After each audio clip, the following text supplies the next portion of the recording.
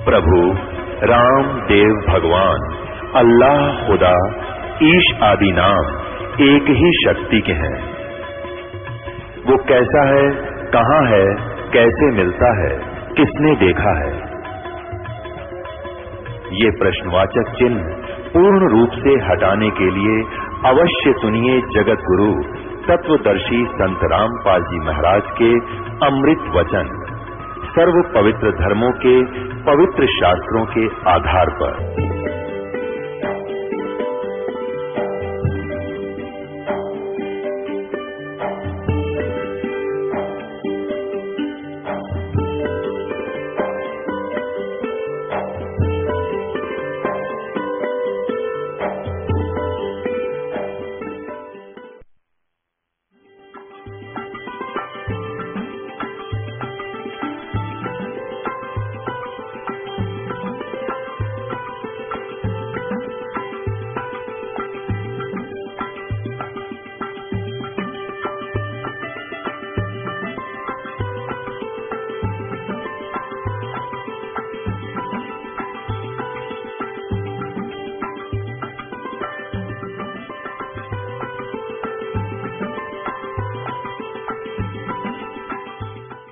बोलो सतगुरुदेव की जय। बंदी छोड़ कबीर परमेश्वर जी की जय। बंदी छोड़ गरीबदास जी महाराज जी की जय। स्वामी रामदेवानंद जी गुरु महाराज जी की जय।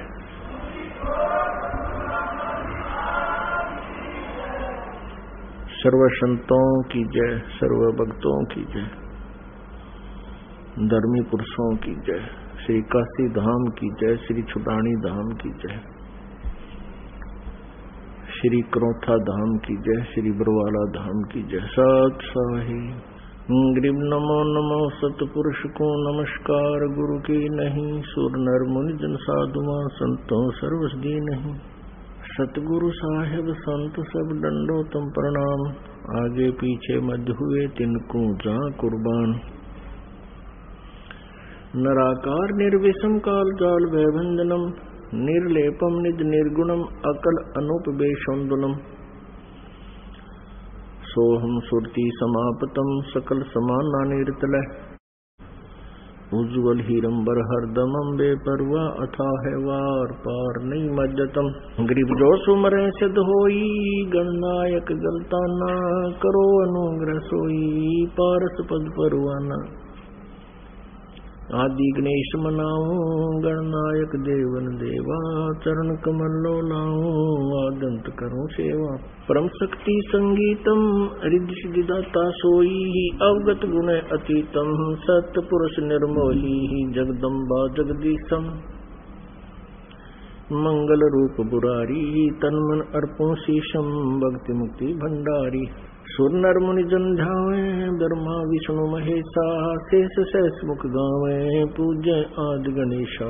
इंद्र कुबेर सरीखा वरुण धर्म राय ध्यावे, समर्थ जीवन जी का मन इच्छा फल पावे। 33 कोटि अधारा ध्यावे सहस 88, उतरे भव जल पारा कट है यम की फांसी। 33 कोटि अधारा ध्यावे शेष 88, उतरे भव जल पारा कट है यम की फांसी। कर जोरों विनती करूं धरूं चरण पर शीश, गुरु जी राम देवानंद जी महाराज ने दियो नाम बख्शीश।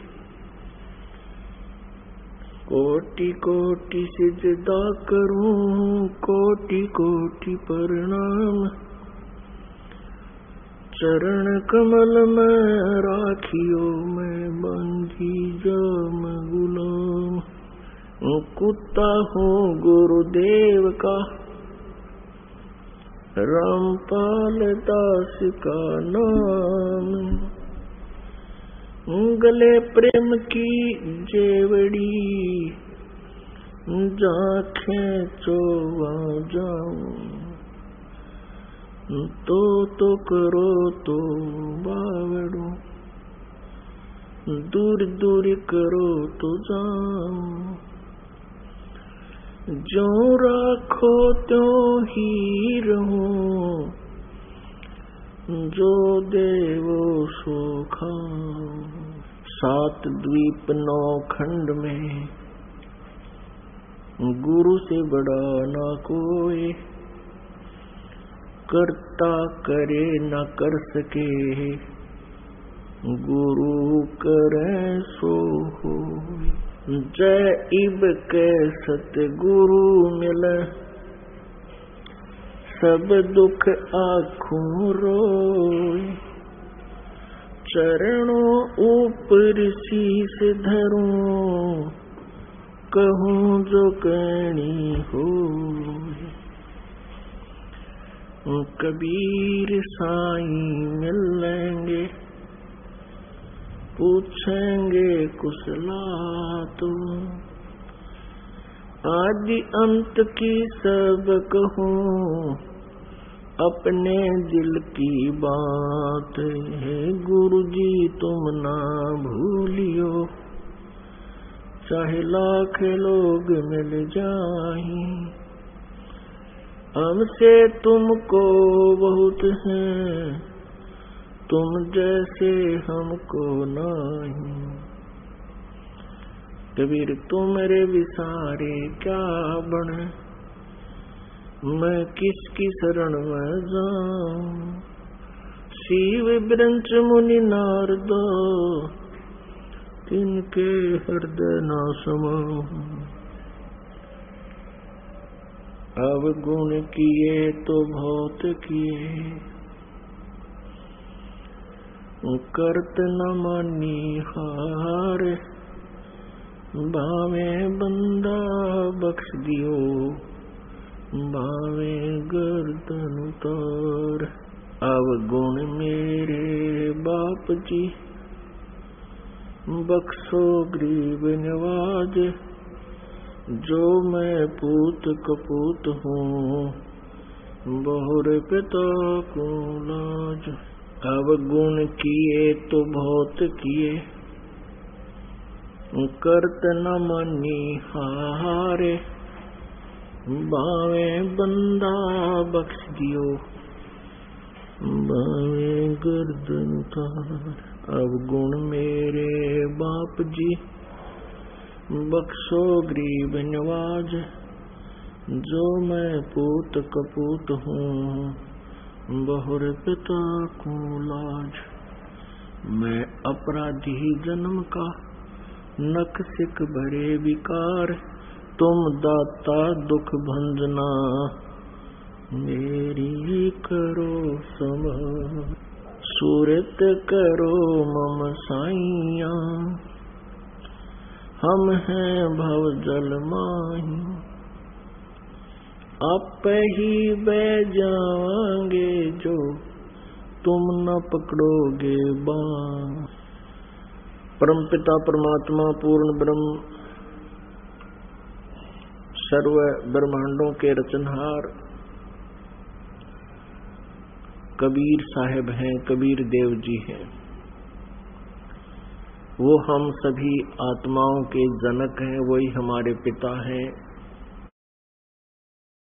इसी परमेश्वर में वो सभी गुण हैं। तुमेव माता च पिता, तुमेव बंधु च सखा, तुमेव विद्या च द्रविण, तुमेव सर्व मम देव देव। ये सर्व देव देव यही परमात्मा है जो सभी भगवानों का भगवान है, सबका मालिक है। अब प्रथम बार कोई श्रद्धालु ये वचन सुनता है कि कबीर देव, कबीर साहब पूर्ण परमात्मा है, परम अक्षर ब्रह्म है, सभी ब्रह्मांडों के रचयिता हैं, तो ये बात, ये वचन कुनीन की तरह जीवा पर रखे नहीं जाते।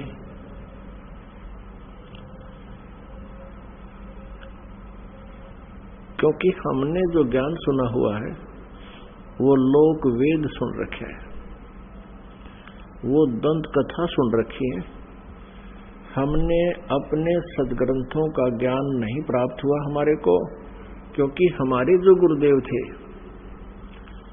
हिंदू धर्म के, जो आचार्य थे, गुरु थे, मंडलेश्वर थे, ये तत्व ज्ञानहीन थे। ये सभी ऋषि महर्षि ये तत्व ज्ञानहीन थे।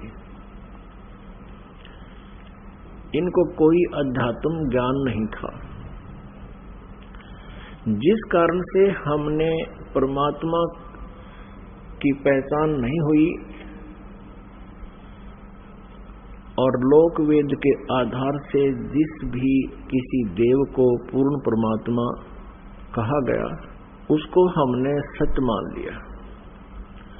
क्योंकि जो आचार्य होते थे हिंदू धर्म के, गुरु होते थे, वो संस्कृत भाषा के ज्ञाता होते थे और हमारे सभी सदग्रंथ संस्कृत भाषा के अंदर ही लिपिबद्ध हैं।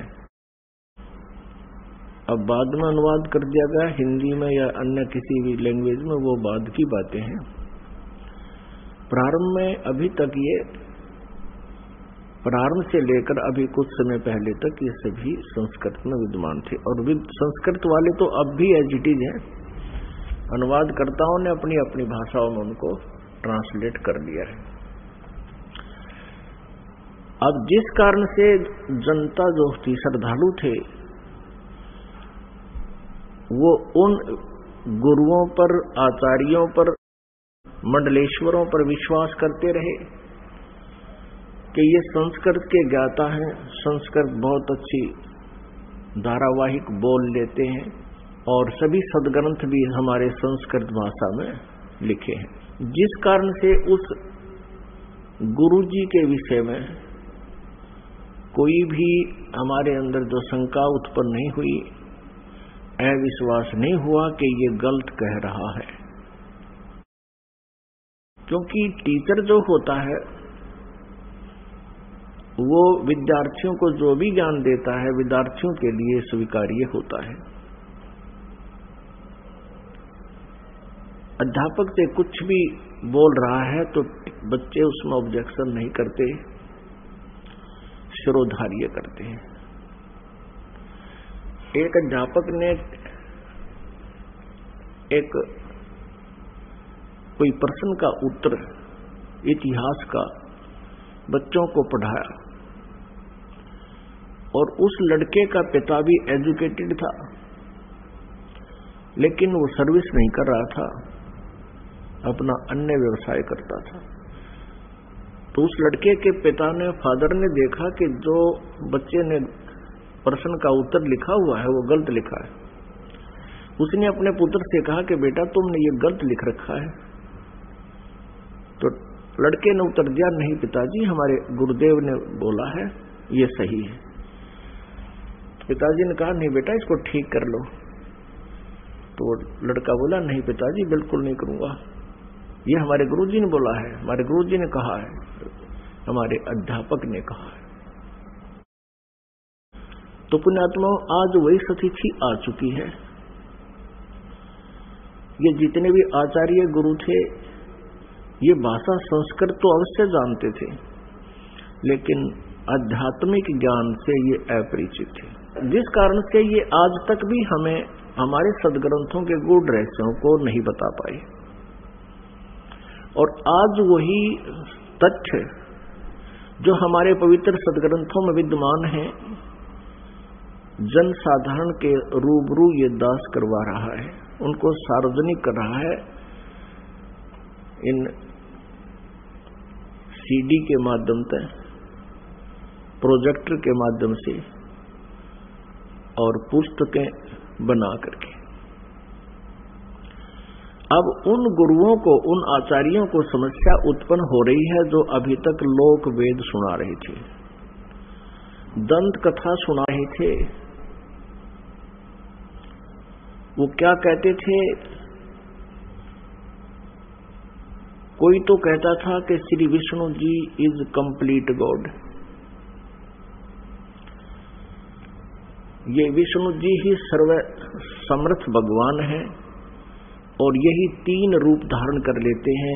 ब्रह्मा जी के रूप में ये सृष्टि करते हैं, विष्णु जी के रूप में ये सतीथि करते हैं और शिव जी के रूप में ये संहार करते हैं।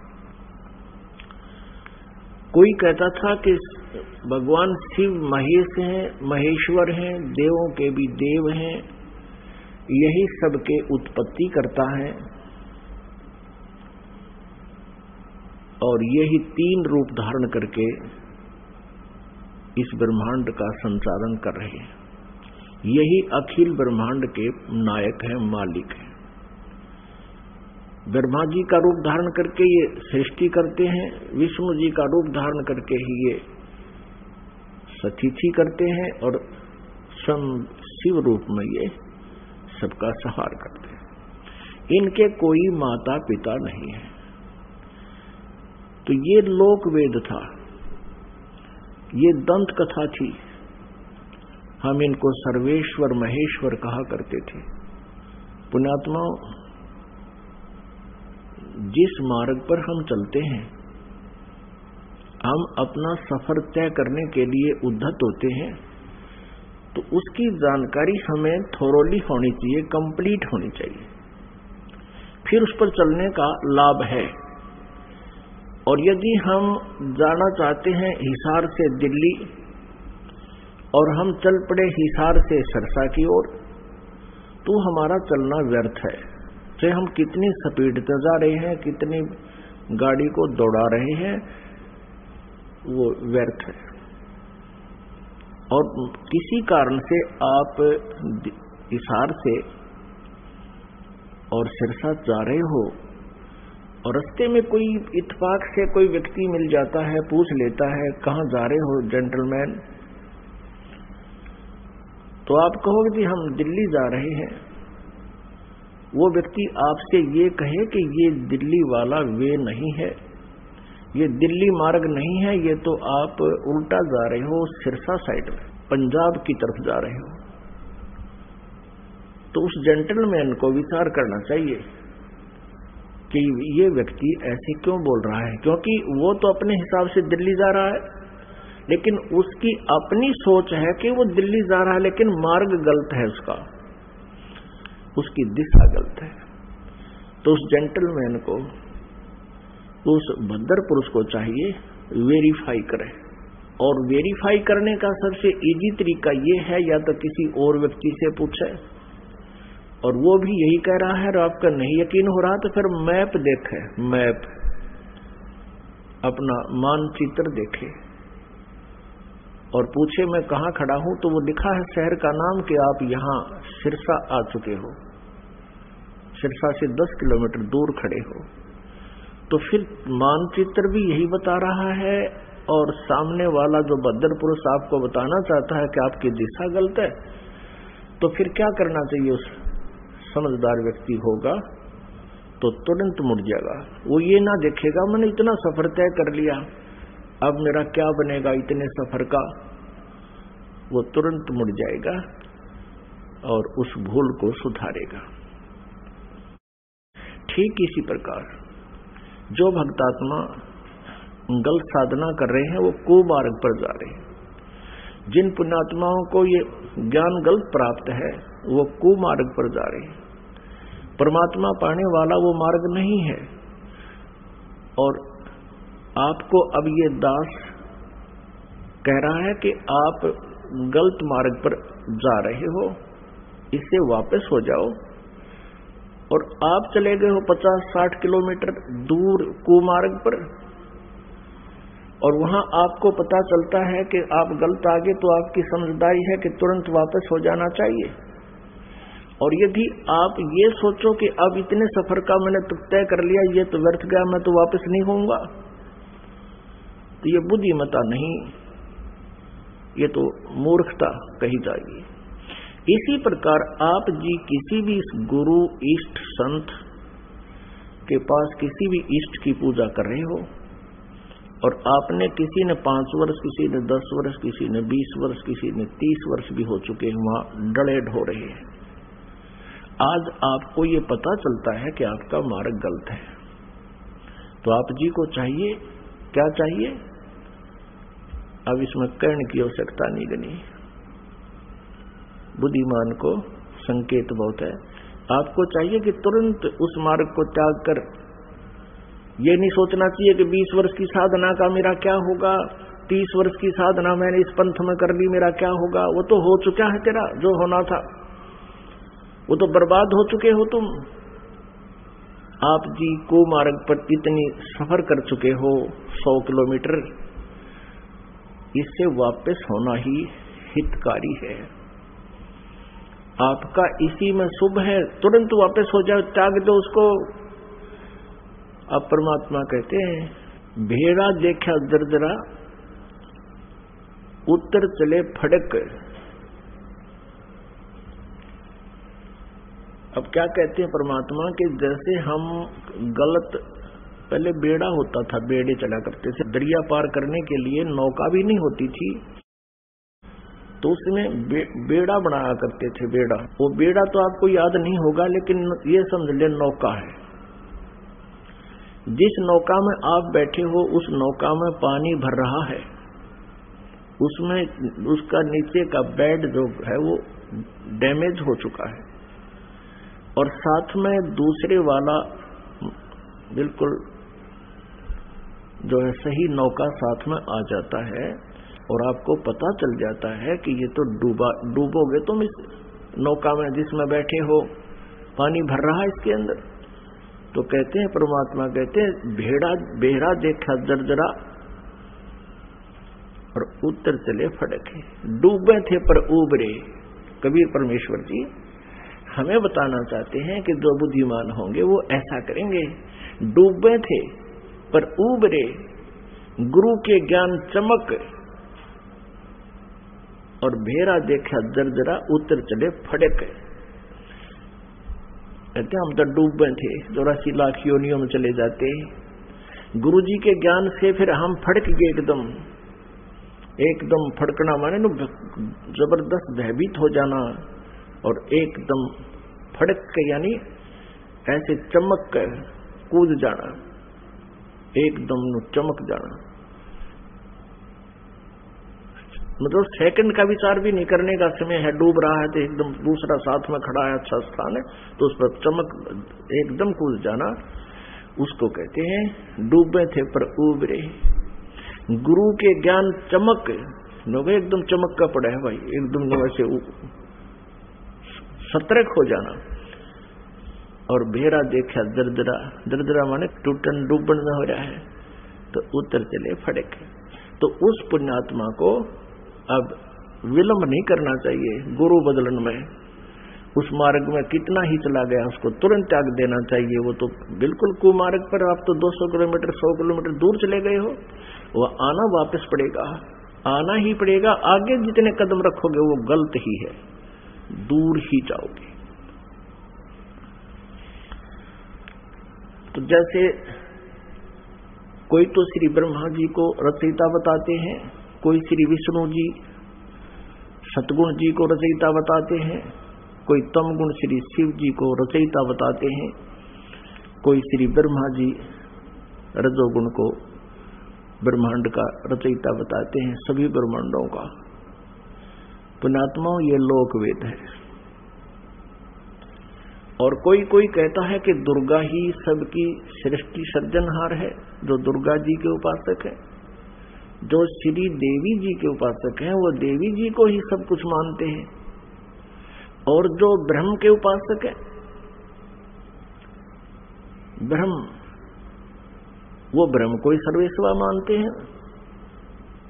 तो पुण्यात्माओं हमने सबसे पहले ये मैप देखना होगा, अपने सदग्रंथों रूपी मैप को हम पुनः देखेंगे कि इनमें हमें क्या मार्गदर्शन हुआ है, तो तब हम संतुष्ट होंगे।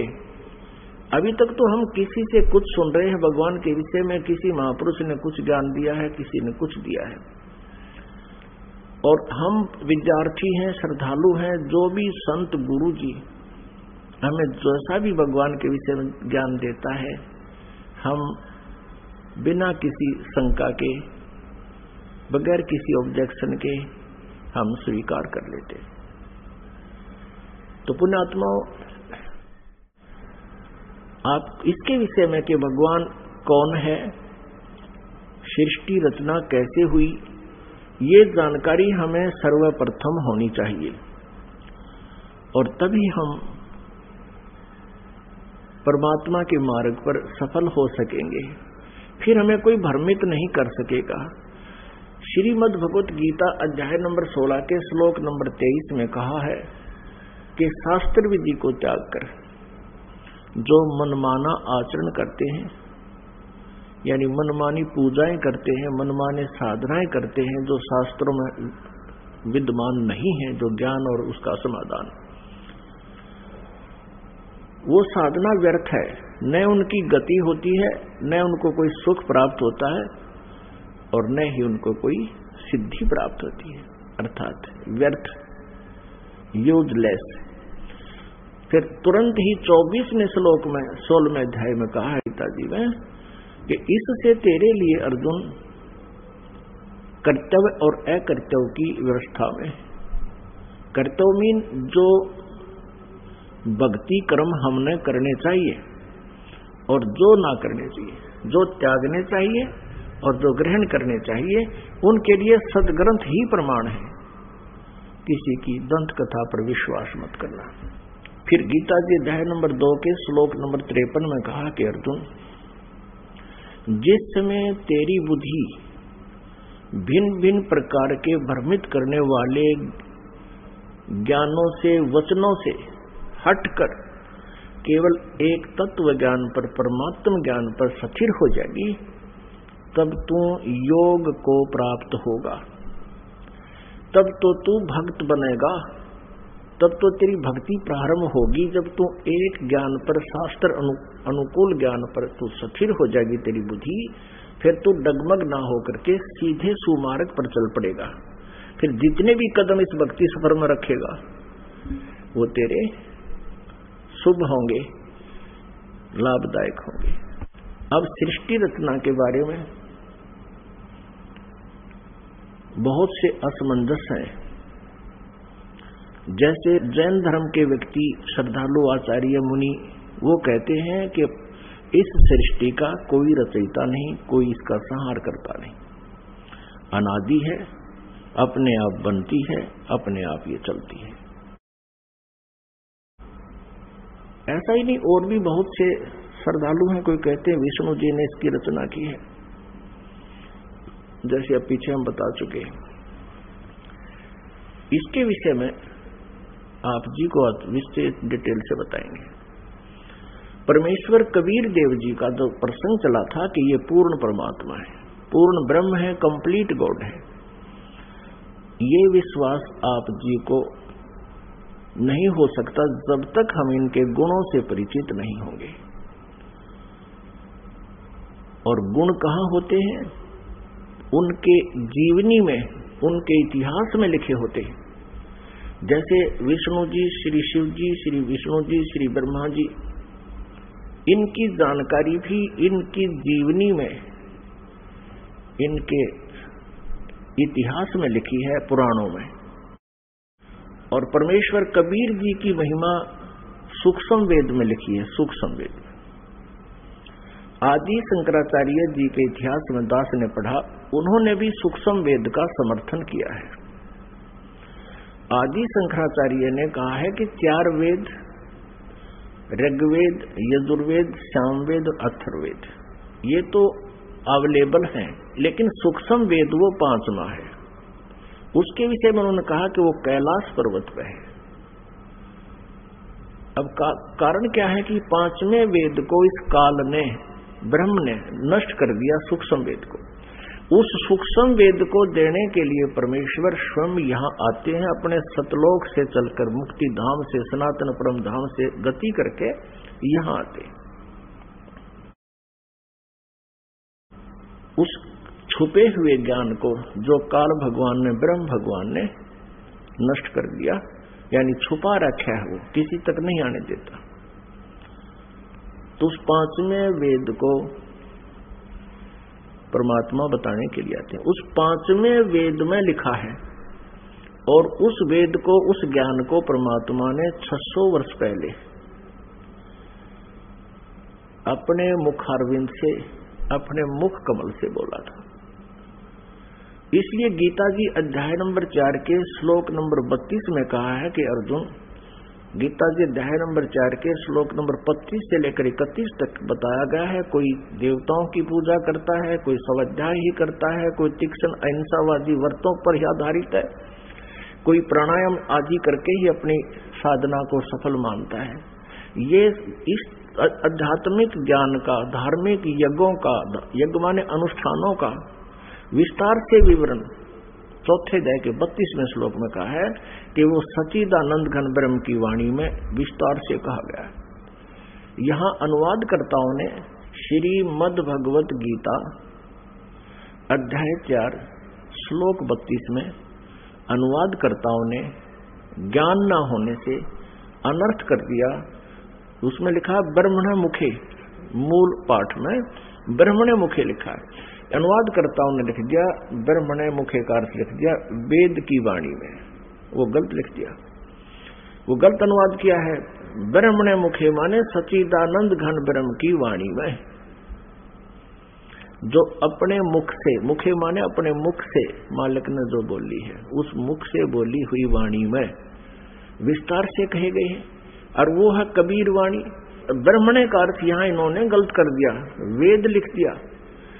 और गीता जी अध्याय नंबर 17 के श्लोक नंबर 23 में ओम तत्सत इति निर्देश है ब्रह्मण त्रिविद समर्थ है, वहां ब्रह्मण का अर्थ इन्होंने ठीक किया है, क्योंकि वहां विचलित नहीं हुए। ये सच्चिदानंद घन ब्रह्म लिखा है ब्रह्मण का अर्थ, तो यहाँ चौथे अध्याय के 32वें श्लोक में भी ब्रह्मण का अर्थ लिखना पड़ेगा, सच्चिदानंद घन ब्रह्म की वाणी में विस्तार से कही गई। फिर चौथे अध्याय के 34वें श्लोक में कहा कि वो तत्व ज्ञान है जो 5वें वेद में लिखा है, सूक्ष्म वेद में लिखा है। उस तत्व ज्ञान को तू तत्वदर्शी संतों के पास जाकर समझ, उनको दंडवत प्रणाम करने से, कपट छोड़कर विनम्र भाव से प्रसन्न करने से वो तत्वदर्शी संत जो उस परमात्म तत्व का ज्ञान कराएंगे। इससे ये भी सिद्ध हो गया कि गीता ज्ञानदाता उस 5वें वेद से परिचित नहीं है, इसलिए उसने ऑप्शन छोड़ दिया कि आप उस ज्ञान को तो तत्वदर्शी संतों से समझो।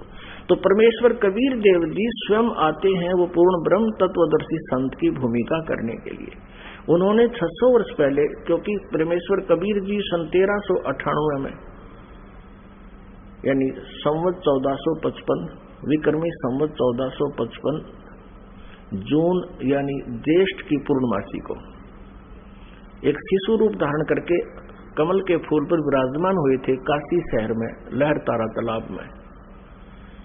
फिर लीला करते हुए बड़े हुए, उनको एक नीरू नीमा नाम के जुल्हा उठा ले गए थे। उसी व्यवसाय में मालिक रहने के कारण वो परमेश्वर जुल्हा धारण कहाए। उन्होंने 600 वर्ष पहले अपने उस सूक्ष्म वेद में लिखा है, बताया है, उसको ये दास अब अपने शब्दों में परमात्मा के ज्ञान को आप तक पहुंचाना चाहेगा। परमेश्वर ने बताया है कि सबसे पहले केवल अकेले पूर्ण परमात्मा के कबीर देव थे। वो अनामय लोक में रहते थे, अनामय, और परमात्मा अकेले थे। उसके बाद परमेश्वर ने अन्य 3 लोकों की और रचना की। अकय लोक से नीचे वाला अनामय लोक कहो, चाहे अनामी लोक कहो, अकय लोक कहो। अकय लोक से नीचे अगम लोक है, उससे नेक्स्ट अलख लोक है, और फिर उससे जो तीसरा स्थान नीचे सत्यलोक है, जिसको सनातन परमधाम कहते हैं। और सत्यलोक में परमात्मा सत्य पुरुष नाम से विद्यमान है। एक ही परमेश्वर ने अपने अन्य 3 रूप और बनाए। तो इस प्रकार प्रत्येक लोक में परमात्मा अलग अलग नामों से अलग अलग स्थिति से स्वयं ही विराजमान हुए। अब सतलोक के अंदर सृष्टि रचना प्रारंभ की। पुण्यात्माओं, जैसे केवल पृथ्वी लोक पर ही, इस पृथ्वी ग्रह पर ही सृष्टि जो है विद्यमान है, और अन्य ये जितने ग्रह हैं, मंगल ग्रह, बुध ग्रह, ये शनि ग्रह, ये सब खाली पड़े हैं। इसी प्रकार सतलोक के अंदर परमात्मा सत्य पुरुष कबीर देव जी, जिसको परम अक्षर ब्रह्म भी कहते हैं, उन्होंने वहां सतलोक में रचना शुरू की। एक वचन से 16 द्वीप बना दिए, 16 द्वीप, और फिर एक एक वचन से एक एक पुत्र की उत्पत्ति कर दी। उन 16 पुत्रों को प्रत्येक द्वीप में रहने का आदेश दे दिया,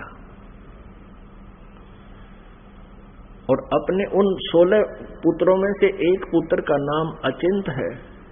अचिंत से कहा, कुछ समय के उपरांत आगे सृष्टि रचना करो। परमात्मा ये दिखाना चाहते थे उन पुत्रों को कि समर्थ के बिना कोई भी प्रयत्न करता है वो सफल नहीं होता। कहते हैं ना, जिसका काम उसी को साजे, और करे तो मूर्ख बाजे। अचिंत ने अपने वचन से एक व्यक्ति उत्पन्न किया, उसका नाम रखा अक्षर पुरुष। अब उस अचिंत ने अपने द्वारा उत्पन्न पुत्र को वचन से जो उत्पन्न किया था, उसको ही अविनाशी पुरुष मान लिया,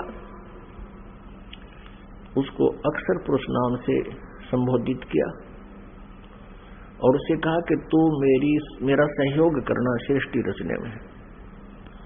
वहां परमात्मा ने प्रत्येक द्वीप में जब द्वीप रचना की, प्रत्येक द्वीप में मानसरोवर की भी रचना की। एक अलग से मानसरोवर भी, कॉमन मानसरोवर भी रचना की। तो वो अक्षर पुरुष मानसरोवर में जाकर नहाने लगा, नहाते नहाते गहरा चला गया, और वहां वो पानी में ही सो गया, निंद्रा आ गई। अपनात्माओं, सतलोक के अंदर श्वासों से शरीर नहीं है। बहुत समय तक वो बाहर नहीं आया।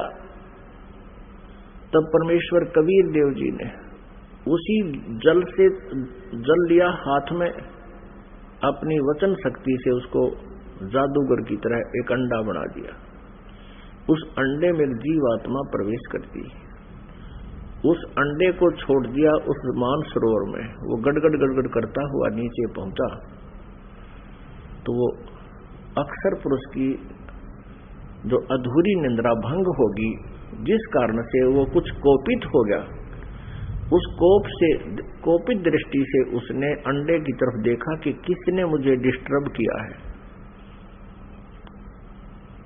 उस कोप से वो अंडा फट गया, अंडा 2 भाग हो गया, उसमें से ये ब्रह्म निकला। अब आगे चल के इसी इतिहास में, इसी लीला कहानी में, अमर कथा में, या सत्यनारायण कथा जो दास आपको सुना रहा है, अभी तक जो विष्णु जी को सत्यनारायण मानकर सत्यनारायण कथा कहा करते थे, वो सत्यनारायण कथा नहीं थी। अब ये है सत्यनारायण कथा। सत्यनारायण माने अविनाशी भगवान की कथा। तो उसमें से ये ब्रह्म निकला। आगे चल के आप 3 प्रभुओं से परिचित होंगे जो ब्रह्मा विष्णु महेश जी से भिन्न है। एक सर्वब्रह्म, इसको सर्वब्रह्म भी कहते हैं, सर्वब्रह्म, और दूसरा ये अक्षर पुरुष यानी अक्षर ब्रह्म। ये अक्षर पुरुष कहो तो अक्षर ब्रह्म कहो, और अंडे से निकला ये सर्वब्रह्म, सर्वब्रह्मन नाशवान, क्योंकि अक्षर पुरुष को तो अचिंत ने नाम दे दिया कि तो अविनाशी व्यक्ति उत्पन्न कर दिया मैंने, अक्षर पुरुष। अब वो स्वामी जितना हो जाता है, फिर वही पुरुष प्रभु, पुरुष माने प्रभु भी कहते हैं। तो अक्षर पुरुष कहो या अक्षर ब्रह्म कहो, एक ही के 2 पर्यायवाची नाम है। इसी प्रकार सर पुरुष कहो, ये ब्रह्म जो अंडे से निकला ये सर पुरुष है, इसको सर ब्रह्म कहो इसके पर्यायवाची नाम। इसको ज्योति स्वरूपी निरंजन भी, काल भी, ये ब्रह्म ही आगे चल के काल भी कहा जाएगा। अब याद रखना, क्योंकि पुण्यात्माओं, जब तक आप इस इतिहास से परिचित नहीं होगे सृष्टि रचना से, आप किसी भी सदग्रंथ को नहीं समझ सकते। तो परमेश्वर ने आदेश दिया उन दोनों को कि तुम बाहर आओ। अचिंत पुरुष तुम निंद्रा में थे, न वो अक्षर पुरुष तुम निंद्रा में थे, तुम्हें जगाने के लिए ये सब प्रोसेस अपनाया है, तुम बाहर आ जाओ। दोनों बाहर आ गए।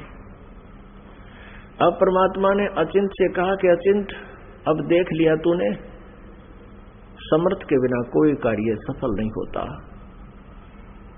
अब तू तो इसको बाहर भी नहीं निकाल सकता था, और आगे से ध्यान रखना कि बीच में टांग अड़ाओ मेरी क्रिया में, इसलिए तुम्हें तुम्हारे सामर्थ्य से परिचित कराया है। तो अचिंत ने कान पकड़ लिए कि दाता हम कुछ नहीं कर सकते। अब परमेश्वर ने आदेश दिया उन दोनों को, किसको? सरपुरुष, अर्थात जिसको सरब्रह्म भी कहते हैं, जो आगे चल के ब्रह्मा विष्णु महेश का पिता शब्द होगा इसी कथा में। सरपुरुष और अक्षर पुरुष को दोनों से कहा कि तुम उस अचिंत के द्वीप में रहो। इन दोनों ने आज्ञा का पालन किया, और तीनों कौन? अचिंत, अक्षर पुरुष और सरपुरुष, जिसको सरब्रह्म भी कहते हैं। और यहां हम सीधी भाषा में उसको ब्रह्म भी कहने लगे। आगे डिफाइन करेंगे ब्रह्म क्यों कहने लगे। अब ये तीनों एक द्वीप में रह रहे हैं। बाकी जो अन्य 15 जने हैं, परमात्मा के वचन से उत्पन्न वो पुत्र, वो अलग अलग सिंगल द्वीप में रह रहे थे। कुछ समय उपरांत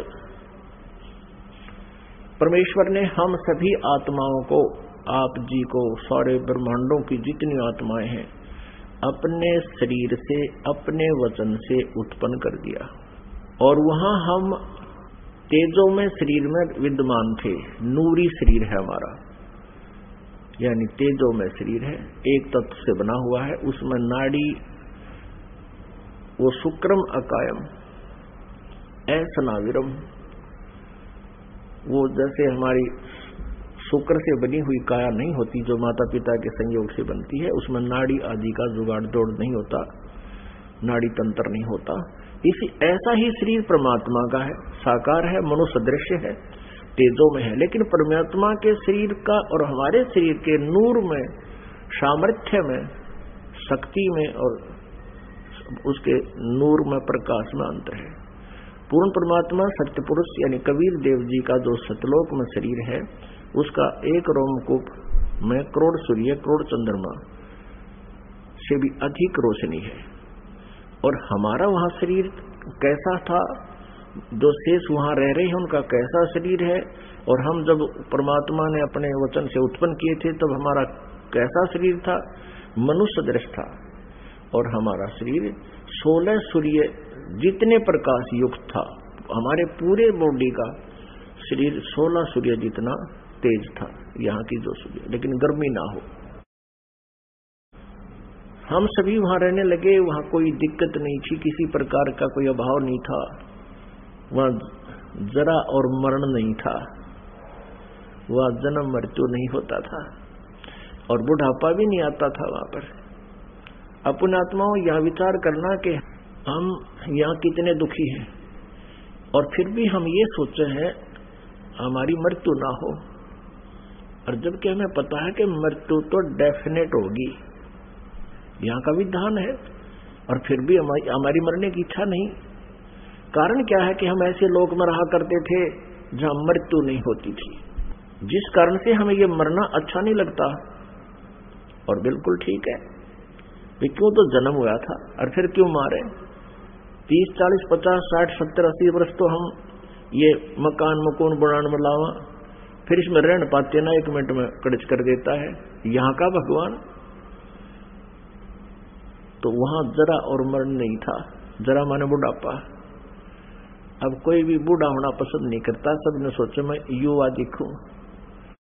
और ये बड़े बड़े नेता तो सर्जरी करा कर मेकअप करना चाहे, कब तक करोगे? 10 साल पाछे फिर फ्यूज होगे।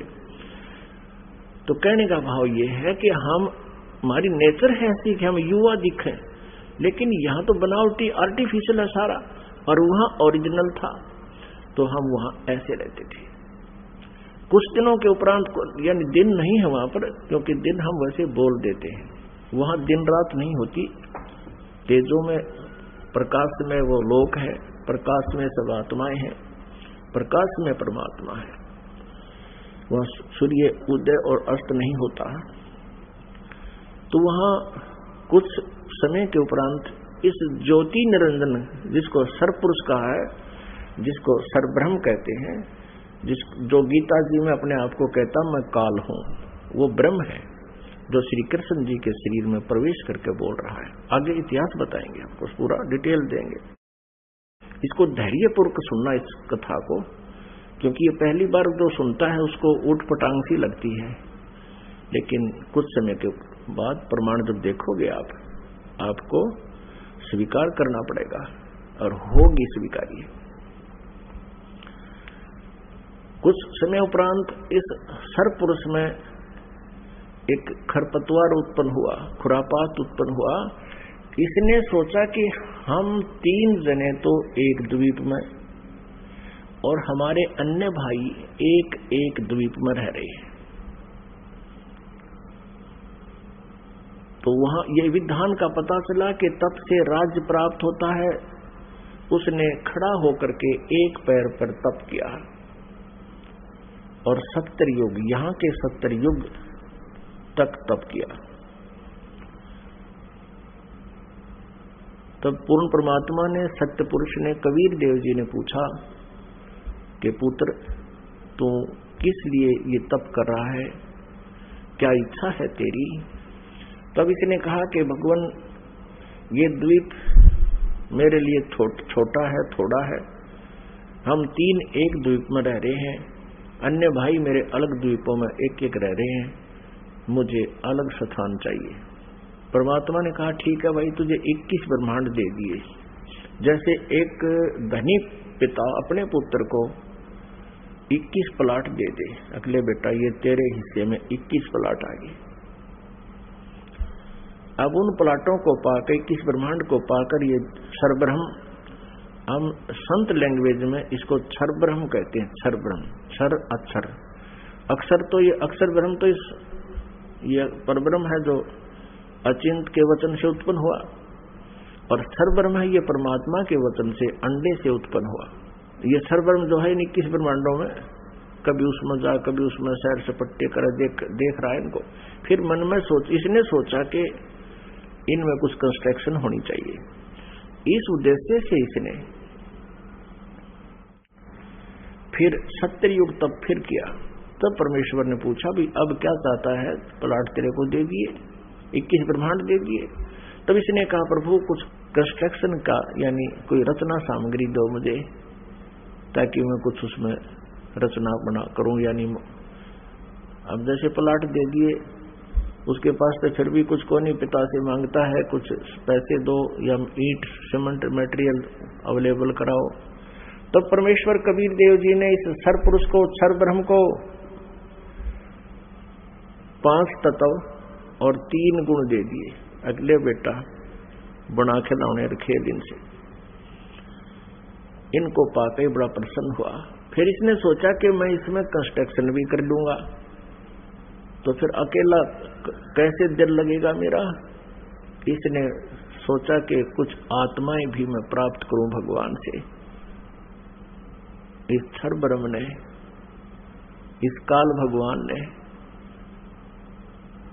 फिर तप फिर प्रारंभ किया, एक पैर पे खड़ा होकर। तो उधर से हम यहां इसके जाल में कैसे फंस गए, ये एक बहुत विशेष विचारणीय समय जो है ना बात है पुण्यात्माओं, एक विशेष विचारणीय विषय है कि हम क्यों फंसते। फिर चलो इसने तो ऐसा कर लिया, प्राप्त हुआ अलग से, हम इसके साथ कैसे, हम जो फंसे हुए हैं ये इसके साथ फंसे हुए हैं, इस ब्रह्म के, क्षर ब्रह्म के साथ हम यहाँ आ गए, जिस कारण से हम यहाँ दुख पा रहे हैं। अपने पिता को छोड़ आई, जहां कोई अभाव नहीं था, कोई जन्म मृत्यु नहीं थी। तो हम कैसे फंसे कि हम वहां देख रहे थे इसके तप को, और जब ये खड़ा होकर तप कर रहा था, एक पैर पे खड़ा होकर, हम सभी इस पर आसक्त हो गए, इतने आसक्त हो गए। ओहो हो, देख कितने दिन से एक पैर पे खड़ा है, कभी इस पैर को कर लेता है, कभी उस पैर पे खड़ा हो जाता है, और ऐसे करके खड़ा है कभी। तो हम इसकी इन अदाओं से इतने प्रभावित हो गए, हम अपने भगवान से भी दिल हटा बैठे। जो हमें सर्व सुख दे रहा था, सब सुविधाएं उपलब्ध करा रहा था, हम उससे हटकर इसके ऊपर आसक्त हो गए। तो पुण्यात्माओं, यही बीमारी, यही स्वभाव आप और हम सभी को वहां से लगी थी। जैसे यहाँ के हीरो और हीरोइन, अभिनेता अभिनेत्री अपने पेट के लिए, रोजी रोटी के लिए एक्टिंग करते हैं, अदाएं करते हैं, उछल कूद करते हैं, और ये युवा वर्ग बच्चे उनको देखकर इतने आसक्त हो जाते हैं, पूछो मत।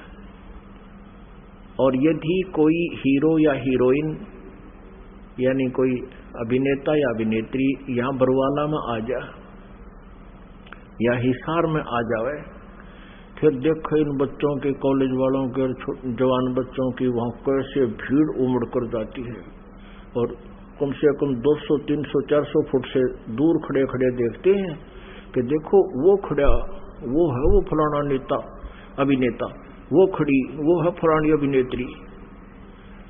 अब वो तो अपने पेट के लिए कर रहा है सारे काम, और वो बच्चे बेमतलब वहां जा रहे हैं उसको देखने के लिए। लेना एक न देने दो, क्या देगा उनको वो, और धक्के खा के सामने भूखे अपने वापस आ जाते हैं। ठीक इसी प्रकार हम इस काल पर आसक्त हो गए और भगवान से हमारा हृदय हट गया। परमेश्वर कबीर देव जी ने बहुत बार आकाशवाणी की कि कोई भी इस ज्योति निरंजन के इस ड्रामे को मत देखे, इस पे प्रभावित ना हो, आप अपना मालिक में ध्यान रखो।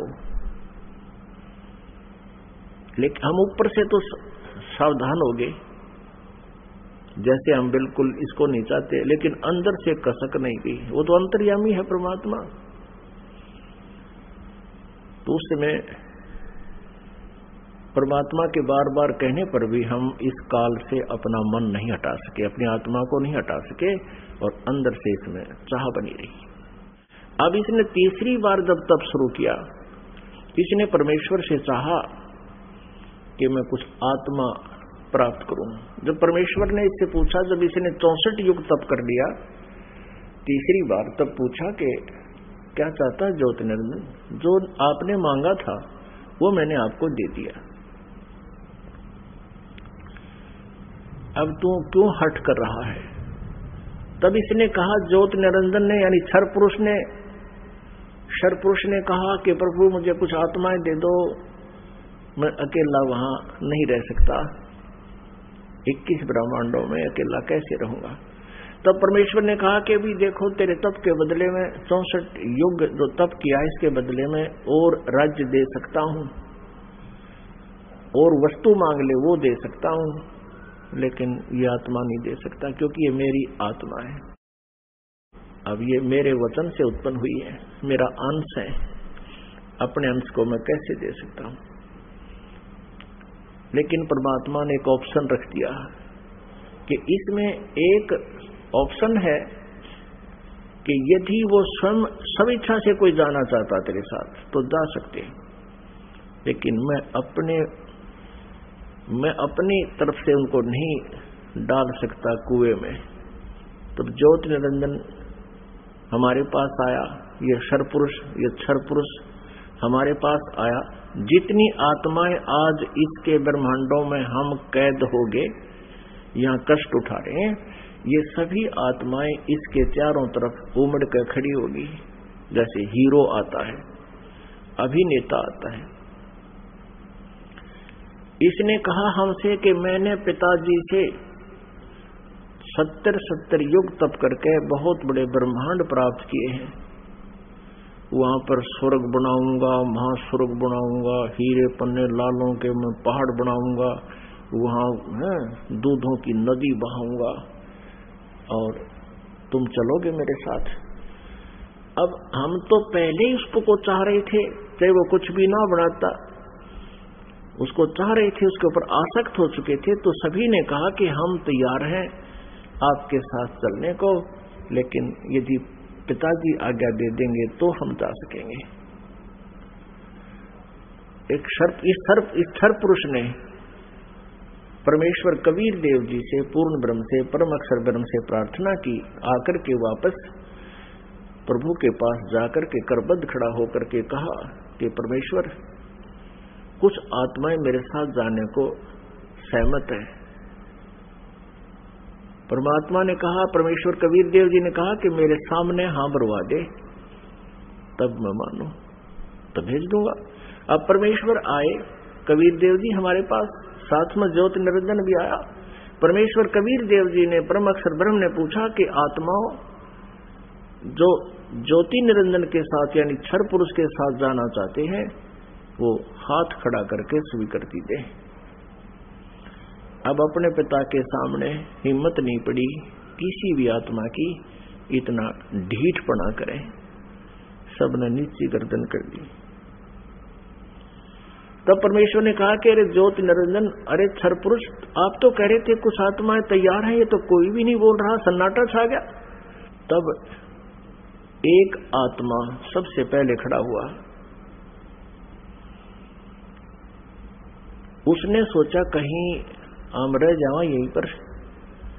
उसने खड़ा होकर कहा कि पिताजी, उसने हाथ खड़ा किया कि पिताजी मैं जाना चाहता हूं।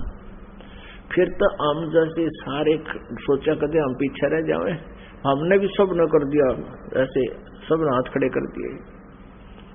जितने भी खरबों अनगिन यहाँ पर आए हुए हैं, अकाउंटिंग नहीं कर सकते, इतने जीव आगे इसके अलावा से। परमात्मा के पास तो सब अकाउंटिंग है, सब उनकी डिटेल है, लेकिन हम नहीं कर सकते जीव संज्ञा।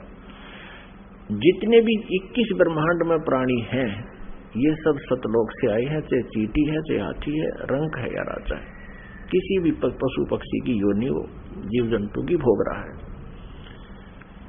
तब परमेश्वर ने कहा भी ठीक है ज्योति निरंजन, जिन जिन ने तेरे साथ आने का हृदय से चाह की है, सब इच्छा से तेरे साथ जाना चाहते हैं, उनके सबके नंबर नोट मैंने कर लिए, वो मेरे पास है। आप जाओ अपने ब्रह्मांडों में, क्योंकि ये ब्रह्मांड पहले वहीं थे सतलोक के एक लास्ट कोने में, बिल्कुल एकांत स्थान पर सतलोक में, और हम रह रहे थे उस मेन सतलोक में। जैसे एक तो बाहरी विलेज हो दिल्ली क्षेत्र के, दिल्ली राज्य के एक शहरों का स्थान, बीच में मध्य स्थान हो, हम वहां रह रहे थे। और इस काल के थे बाहरी दिल्ली, समझ लो वहां 21 ब्रह्मांड थे। ये निरंजन चला गया वहां पर अपने ब्रह्मांडों में, ये क्षर पुरुष, इसको ज्योति निरंजन भी कहते हैं, इस काल, इसको काल भी कहते हैं। आगे चल के ये इसके कई नाम रखे जाएंगे इसी कहानी में। तो उधर से परमात्मा ने क्या किया, जिस आत्मा ने सर्वप्रथम हाथ खड़ा कराया था, स्वीकृति दी थी क्षर पुरुष के साथ जाने की, परमेश्वर ने उसका एक युवा स्त्री रूप बना दिया।